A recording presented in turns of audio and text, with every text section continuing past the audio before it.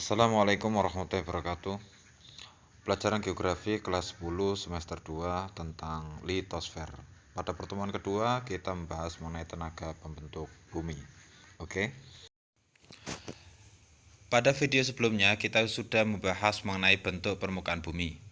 Bentuk permukaan bumi kita terdiri dari dua permukaan. Ada permukaan daratan dan juga ada permukaan di dasar lautan. Untuk bentuk permukaan bumi di daratan meliputi gunung, lembah, dataran tinggi, sungai, perbukitan, danau, dan dataran rendah. Sedangkan untuk wilayah di dasar lautan meliputi dangkalan, lubuk laut, ambang laut, palung laut, dan gunung laut. Tenaga pembentuk bumi atau gaya geologi adalah suatu tenaga yang dapat membentuk relief permukaan bumi. Tenaga yang membentuk relief permukaan bumi itu ada dua. Yang pertama yaitu tenaga endogen dan yang kedua yaitu tenaga eksogen. Tenaga endogen adalah gaya tenaga angkat atau membangun yang bersumber dari dalam bumi. Terdiri atas tektonisme, vulkanisme, dan seisme. Sedangkan untuk tenaga eksogen adalah tenaga atau gaya yang bersifat merusak yang berasal dari luar bumi, yaitu berasal dari atmosfer, hidrosfer, dan biosfer. Terdiri atas pelapukan, pengikisan, dan sedimentasi. Oke, sekarang kita bahas mengenai tektonisme. Tektonisme adalah perubahan letak lapisan bumi secara mendatar atau vertikal dikarenakan pergerakan lempeng tektonis atau gerak naik turun yang menyebabkan perubahan bentuk kulit bumi, sehingga menghasilkan lipatan dan patahan.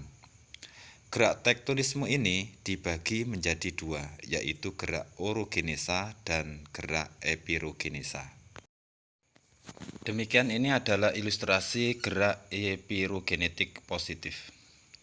Gerak epirogenetik positif adalah gerak turunnya daratan sehingga seolah-olah permukaan air laut itu mengalami kenaikan. Contohnya, turunnya pulau-pulau di Indonesia bagian timur. Kepulauan Maluku dari pulau-pulau di barat daya Maluku sampai ke Pulau Banda. Kemudian contoh yang kedua yaitu turunnya muara sungai Hudson di Amerika yang dapat terlihat sehingga kedalaman 1.700 meter. Kemudian contoh yang ketiga yaitu turunnya lembah sungai Kongo sampai 2.000 km di bawah permukaan laut. Selanjutnya yaitu epirogenesa negatif. Epirogenesa negatif adalah gerak naiknya daratan sehingga seolah-olah permukaan air laut itu mengalami penurunan. Contohnya, naiknya Pulau Timur dan Pulau Baten. Yang kedua, naiknya daratan tinggi Colorado di Amerika. Kemudian contoh yang ketiga yaitu naiknya Pulau Simelu di bagian utara saat gempa di Aceh 26 Desember 2004 yang lalu. Untuk selanjutnya yaitu gerak orogenesa.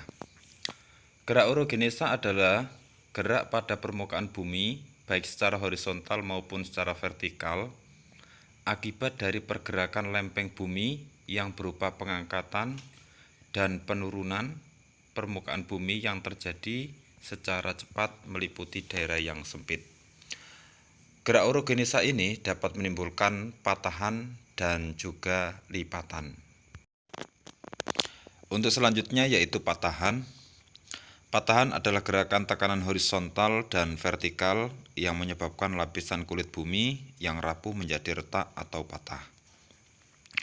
Jenis-jenis patahan antara lain yang pertama adalah tanah naik atau host, yang kedua adalah tanah turun atau graben atau sleng, yang ketiga yaitu sesar, dan yang keempat yaitu block mountain.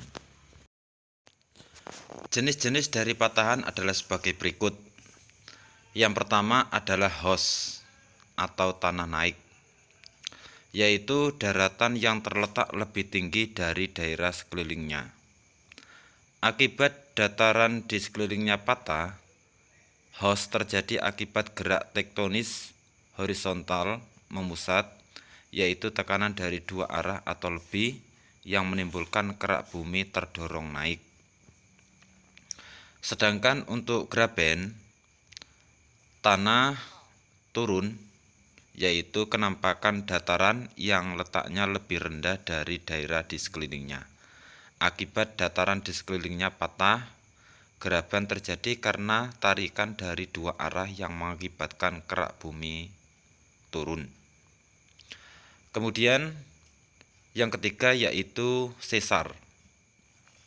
Sesar yaitu patahan yang diakibatkan oleh gerak horizontal yang tidak frontal atau hanya sebagian saja yang bergeser. Sesar ini dibagi menjadi dua, yaitu destral dan sinistral.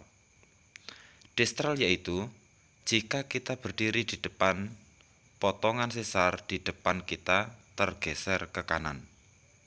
Sedangkan untuk sinistral yaitu jika kita berdiri di depan, potongan sesar di depan kita bergeser ke kiri. Jenis patahan yang keempat yaitu blok mountain. Blok mountain yaitu kumpulan pegunungan yang terdiri atas beberapa patahan. Blok mountain terjadi akibat tenaga endogen yang berbentuk retakan-retakan di suatu daerah, ada yang naik dan ada yang turun, dan ada pula yang berbentuk miring sehingga berbentuk kompleks pegunungan patahan yang terdiri atas blok balok-balok litosfer. Untuk selanjutnya yaitu lipatan. Lipatan adalah gerakan tekanan horizontal yang menyebabkan kulit bumi yang elastis mengalami pengerutan. Lipatan akan menghasilkan relief muka baru berbentuk pegunungan. Bagian lipatan yang terlipat ke atas disebut punggung lipatan atau antiklinal. Sedangkan yang melipat ke bawah disebut dengan lembah lipatan atau sinklinal. Sementara bidang yang dapat ditarik lurus dari antiklinal dan sinklinal disebut dengan bidang aksial. Adapun macam-macam lipatan adalah sebagai berikut sebagaimana yang ada di dalam gambar.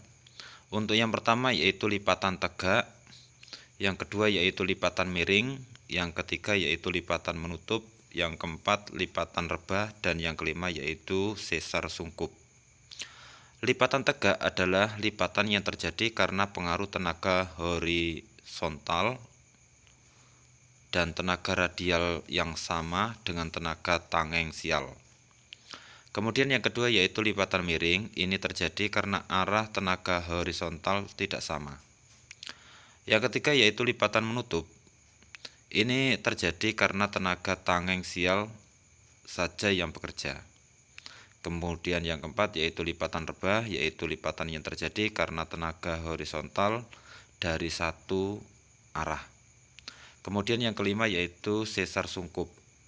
Ini terjadi karena adanya pengaruh gerakan pada sepanjang kerak bumi. Nah, ini adalah gambaran kumpulan lipatan yang sudah menjadi satu, dimulai dari lipatan tegak sampai dengan sesar sungkup. Tenaga tektonis yang kedua yaitu vulkanisme. Vulkanisme adalah peristiwa yang berhubungan dengan magma yang keluar mencapai permukaan bumi melalui retakan dalam kerak bumi. Kata vulkan berasal dari vulcano, suatu kawah gunung api di Kepulauan Lipari di lepas pantai Italia. Juga berkaitan dengan nama dewa api bangsa Yunani, Vulcanus. Istilah-istilah vulkanisme. Vulkanologi adalah ilmu kebumian yang mempelajari gunung api. Kawah adalah lubang pada tubuh gunung api sebagai tempat keluarnya magma. Kawah yang cukup besar disebut kaldera. Kemudian magma adalah material kental yang berbentuk yang terbentuk di dalam kerak bumi. Sesuai wujudnya, ada 3 jenis bahan yang dikeluarkan tenaga vulkanisme, yaitu benda padat, cair, dan gas. Benda padat meliputi debu, pasir, lapili, atau batu sebesar kerikil. Kemudian ada juga batuan-batuan besar yang disebut bom dan batu apung. Kemudian benda cair terdiri atas 3 macam, yaitu lava, lahar panas, dan lahar dingin. Kemudian ada juga benda gas, yaitu solvatar atau belerang, kemudian fumarol, kemudian movet. Erupsi atau ekstrusi magma adalah suatu kegiatan penerobosan magma ke permukaan bumi. Salah satu contohnya adalah letusan gunung api yang disebut erupsi. Erupsi dibagi menjadi 2, ada erupsi linier dan erupsi sentral. Erupsi linier adalah gerakan magma menuju permukaan bumi melalui celah-celah atau retakan-retakan magma yang keluar dari gunung api tersebut bersifat sangat encer dan menutupi wilayah yang sangat luas. Sedangkan erupsi sentral yaitu jika lava keluar melalui terusan kepundan yang berbentuk pipa yang relatif kecil dan sempit. Akibatnya material vulkanik yang dihasilkan berbentuk kerucut vulkanik. Tipe ini menghasilkan 3 bentuk gunung api, yaitu gunung api perisai, gunung api mar, dan gunung api strato. Erupsi sentral dibagi menjadi 3 macam, yaitu erupsi efusif, erupsi eksplosif, dan erupsi campuran. Erupsi efusif terjadi pada gunung api perisai. Erupsi eksplosif terjadi pada gunung api mar. Kemudian erupsi campuran terjadi pada gunung api strato. Inilah gambar 3 bentuk gunung api hasil erupsi sentral. Gunung api perisai, gunung api kerucut, dan gunung api mar. Gunung api perisai ini berbentuk atau terbentuk oleh aliran magma cair encer, sehingga pada waktu magma keluar dari lubang kepundan meleleh ke semua arah dalam jumlah yang besar. Gunung api kerucut adalah gunung api yang dibangun oleh materi erupsi yang kebanyakan berupa piroklastis. Magmanya bersifat masam, lebih kental, dan banyak mengandung gas, sehingga erupsinya eksplosif atau meledak. Gunung api mar adalah gunung api yang terbentuk karena letusan eksplosif. Sebuah dapur magma yang relatif kecil dan dangkal, sehingga dengan 1 kali erupsi saja habislah aktivitasnya. Bentuk gunung ini biasanya melingkar. Di samping itu erupsi berupa gas sehingga di sekitar lubang kepundan habis terkikis oleh gas dan biasanya meninggalkan lubang besar seperti kubangan. Menurut aktivitasnya, gunung api dapat dibagi menjadi 3, yaitu gunung api aktif, gunung api mati, dan gunung api istirahat. Gunung api aktif adalah gunung api yang masih bekerja, yang kawahnya selalu mengeluarkan asap atau gempa dan juga letusan, misalnya gunung api Merapi. Kemudian ada juga gunung mati, yaitu gunung api yang sejak tahun 1600 sudah tidak meletus lagi, misalnya Gunung Patuha atau Gunung Sumbing. Kemudian yang ketiga adalah gunung istirahat, yaitu gunung api yang sewaktu-waktu meletus dan kemudian istirahat kembali, misalnya Gunung Ciremai dan Gunung Kelut. Demikian ini adalah gambar yang menunjukkan tentang tipe gunung api yang didasarkan pada besarnya tekanan gas, derajat cairan magma, dan kedalaman dapur magmanya. Untuk selanjutnya yaitu intrusi magma. Intrusi magma yaitu proses penerobosan magma ke dalam litosfer tetapi tidak mampu mencapai permukaan bumi. Intrusi magma menghasilkan bentuk-bentuk sebagai berikut. Yang pertama adalah batolit. Batolit yaitu magma yang membeku di dalam dapur magma. Kemudian ada lakolit, yaitu batuan beku yang terbentuk dari resapan magma dan membeku di antara dua lapisan batuan yang berbentuk lensa cembung. Kemudian ada sil, yaitu batuan beku yang terbentuk di antara dua lapisan batuan berbentuk pipi dan melebar. Apofisa, yaitu batuan beku yang bercabang-cabang banyak. Kemudian ada diatrema. Diatrema adalah batuan pengisi pipa letusan berbentuk silinder mulai dari dapur magma sampai ke permukaan bumi. Kemudian ada juga lapolit, yaitu batuan beku yang mendesak lapisan di atas. Kemudian ada pacolit. Pacolit yaitu jenis batuan beku yang mendesak lapisan di bawahnya sehingga membentuk suatu bentukan lensa datar cembung. Gejala-gejala gunung api akan meletus. Yang pertama yaitu terjadinya getaran bumi, suhu di sekitar kawah naik, sumber air tiba-tiba kurang atau kering, terbentuk suara gemuruh, binatang-binatang di puncak banyak yang turun ke lereng, kemudian pohon di sekitar kawah mengering. Gejala pasca vulkanik yaitu akan terjadi atau adanya sumber air panas, kemudian adanya sumber air mineral, kemudian ada gletser atau mata air yang memancarkan air panas secara periodik, kemudian muncul sumber gas, kemudian ada fumarol atau uap air panas. Kemudian yang terakhir yaitu solvatar atau gas hidrogen sulfida. Pengaruh vulkanisme yang menguntungkan. Gunung api merupakan daerah penangkapan hujan. Yang kedua yaitu abu vulkanik bersifat menyuburkan tanah pertanian. Yang ketiga yaitu hancuran bahan vulkanis mengandung unsur hara. Kemudian yang keempat yaitu menghasilkan bahan galian seperti belerang, perak, dan lain-lain. Kemudian di daerah gunung api berfungsi menahan erosi serta menyimpan air hujan. Demikian ini adalah usaha-usaha untuk mengurangi bahaya gunung berapi. Yang pertama yaitu membuat terowongan-terowongan air pada kepundan yang berdanau. Yang kedua yaitu mendirikan pos-pos pengamatan di sekitar gunung berapi.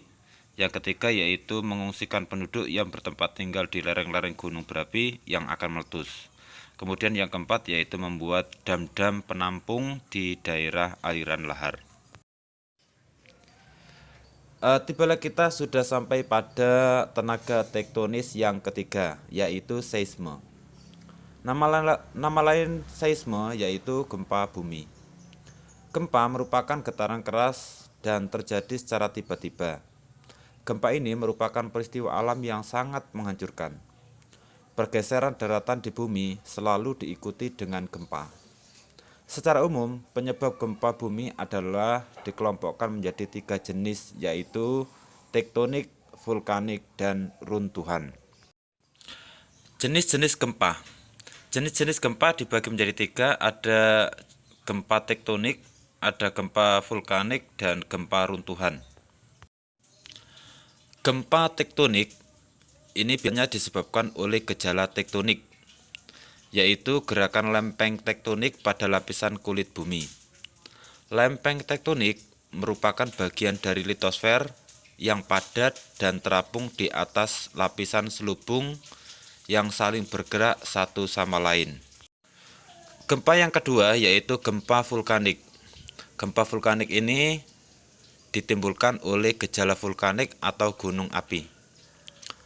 Letusan gunung api yang terjadi disebabkan oleh aliran magma dari dalam bumi menerobos ke atas lapisan kerak bumi. Jenis gempa yang ketiga yaitu gempa runtuhan. Biasanya banyak terjadi karena ada reruntuhan. Kegiatan penambangan bawah tanah menyisakan rongga-rongga di bawah tanah yang berupa gua-gua. Apabila runtuh, permukaan bumi akan bergetar. Jenis ini bersifat lokal dan kekuatannya paling lemah. Istilah-istilah yang berkaitan dengan gempa bumi. Yang pertama yaitu seismologi. Seismologi adalah ilmu yang mempelajari tentang gempa bumi. Kemudian yang kedua yaitu hipocentrum. Hipocentrum adalah pusat gempa yang terletak di dalam bumi. Kemudian yang ketiga ada epicentrum.